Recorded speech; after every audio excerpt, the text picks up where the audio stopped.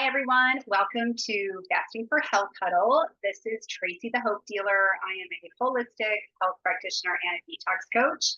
And I am somebody that loves to fast. So this is our day 2 of fasting. If you're in my Facebook group, the Thrive Tribe, then we have been doing a 3-day fast this month. And I want to share with you day 2 slides, a little bit about what you're going to be experiencing, what's going on with your body. And I want to recap what I talked about day 1. So if you want to go back to that video, definitely go back, kind of break it down a little bit more. But let's recap a little bit the fasting benefits. That's what we're going to talk about. So the first one we're going to talk about is autophagy. What's happening to the body? Autophagy is cell eating. Okay, just think of it as your own body getting rid of the trash. This is going to help you use all of those old cells, things that your body doesn't need anymore, for energy. So day 2, we're going to talk a little bit about glucose and ketones here in just a second. But in autophagy, what happens about 17 hours. So even if you're intermittent fasting or doing a 24-hour fast, it's a great time to be able to tap into that autophagy, and you're starting to clear out the debris, right? Just like get rid of the junk that your body no longer needs. So that's what autophagy does. Second thing is going to be stem cells. So stem cells, I want you to think about these as master cells, okay? These have the ability, they're unrecognizable. They don't really have an identity at this point. So they're going to grow into the body's 200 types of cells. And where your body needs the most healing, because we have innate intelligence in our bodies, the stem cell is actually going to be able to target those areas. So if you have maybe muscle repair, it'll be a muscle cell. Okay, maybe it's a heart repair, muscles there. I'm gonna pull my chair a little bit. Okay, there we go. I just feel so short. So that's what stem cells are. Now, those are happening usually when our glucose and ketones are at a 1-to-1 ratio. But here's the thing, people go pay for these things. You can get them for free just by fasting, right? Just by doing fasting, you can get free stem cells. All right, we're going to save DNA, resets DNA last, because to me, that's like the best part of this whole thing, like why we're even fasting.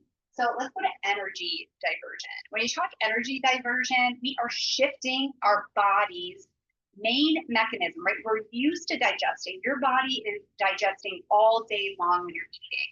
And what happens is it shifts from digestion to rest and repair. So your body's able to start to heal, start to repair the gut, start to repair some of those areas of your body that needs healing, but your body's so used to digesting that the energy goes there. So now we've given it a rest and we've signaled to the body, we need some healing over here. So energy diversion, gut reset. Okay, this is huge if you have SIBO, if you have IBS, which about 80% of people who have IBS have SIBO, H. pylori, all the different gut health issues, right? Sometimes people with that just need a day of rest, like a gut rest. This reset, when you fast, think about it this way. 80% of your immunity lies in the gut, okay? Your serotonin receptors are in the gut. So how can we heal the brain? You can actually do a dopamine push fast. That's typically about 48 hours. So we're at day 2. We're almost hitting that dopamine push. So if you feel a lot of anxiety, depression, 48 hours, gold standard, right? Okay. So basically what happens here in a gut reset is it's going to help with, I have my notes here just in case I forget. This is going to help to heal and seal. So those of you with leaky guts, what can happen is fasting starves out the bacteria. So when I did my SIBO protocol in 2019, one of the things that I committed to doing for 6 months is I did a 5-day fast. Now, I am not suggesting that you do a 5-day fast.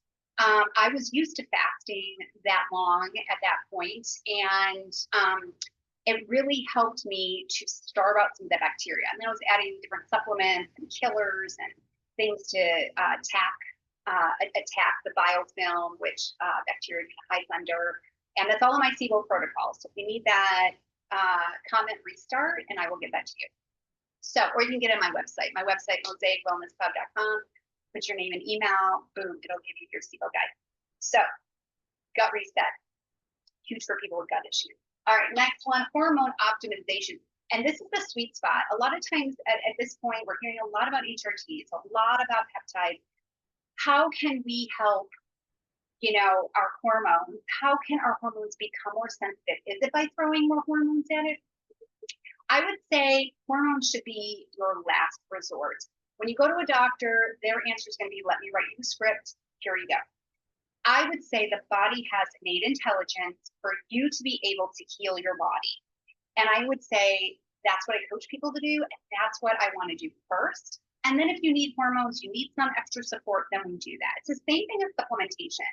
People with chronic illnesses, typically they do need some type of support, mineral, vitamin, herbal supplements to help combat some of those issues of inflammation. But oftentimes we're just throwing supplements down our throat, spending lots of money for no reason. So we want to be really strategic if we're going to use these things, okay? What else can it do? So you're going to increase your mitochondria, right? Better mitochondria, I shouldn't say increase. Your mitochondria will improve. Mitochondria is the energy part of our cell. And so it's going to improve with fasting, which is going to help with weight loss. So if you have weight loss resistance, fasting is a great thing to do. All right. Other thing it does, increases growth hormone. So about 36 to 48 hours, growth hormone is going up.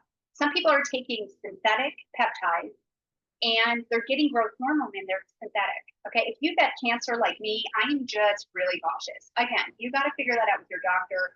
You guys are on your own health journey. You have autonomy to do what you need to do with your body. I would just say, why would I want to add something synthetic to my body that's already dealing with inflammation? Like, I'm not going to do that. So hormone optimization is really about helping the hormones become more sensitive. This receptors, I'm sorry, and we're going to get to this all in a second. Helping the hormones hear that receptor so it can connect. Okay, and ketones. Let's talk ketones. And this is going to be, think about ketones as you have these fat cells, your body's glucose has gone down, and now what we want is our fat cells, okay, start to release, right? They're kind of releasing toxins, which is why some of them don't feel great, but it's also releasing ketones, which the brain can then use for fuel.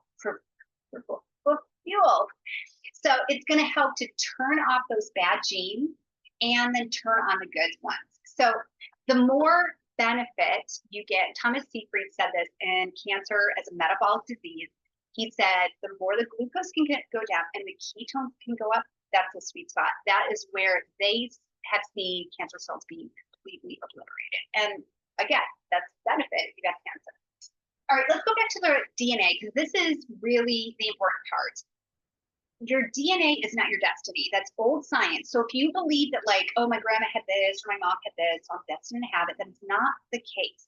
All right, DNA, not your destiny. This is all about epigenetics. It's all about down regulating those trigger genes. Fasting does that for you. That's the sweet spot about fasting. So those are just 7 benefits.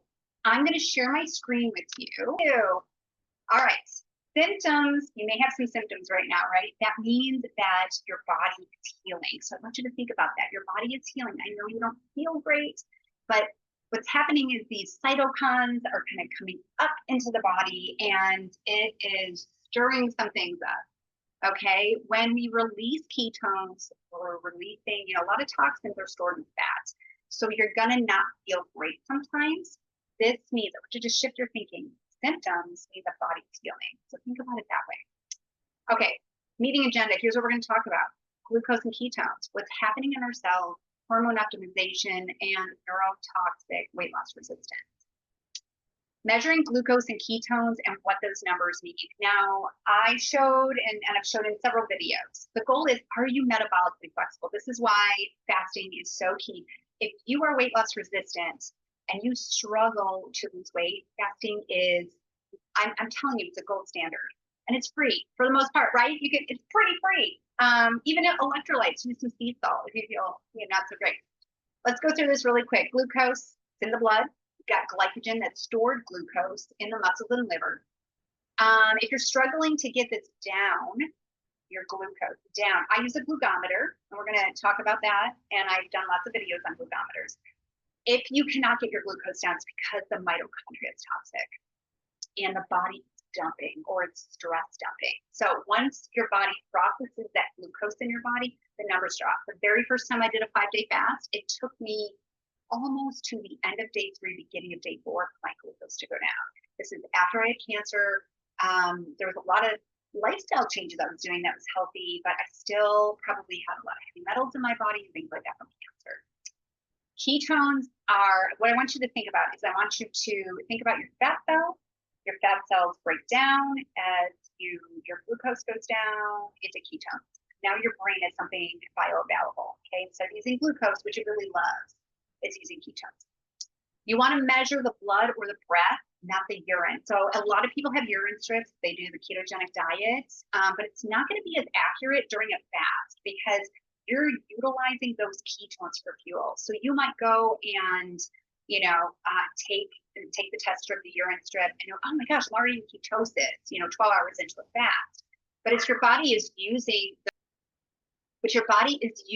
those ketones for fuel. So it's not going to be as accurate as a blood test or a breath test, which checks for acetone. So the blood or the breath. As we begin to use fats, it's going to break down into ketones. All right, here's the GKI calculator. So this just gives you 2 examples of when I've used the glucometer. I use Keto Mojo. You can get a glucometer off of Amazon. I can put it down in the comments if somebody needs it. To say GKI or glucometer, and I'll drop that down there for you. So, and then the results of it. So you can see in this one over here, my glucose is 60, ketone reading 0.7. Keto Moji 4.7. Okay, so I'm in that moderate level of ketosis on this day. Now the next day, and I don't know if these were 2 days, these were some pictures from my phone. 55 in my glucose, 1.8 on my ketones. See that score 1.7. That I'm in a high therapeutic level of ketosis.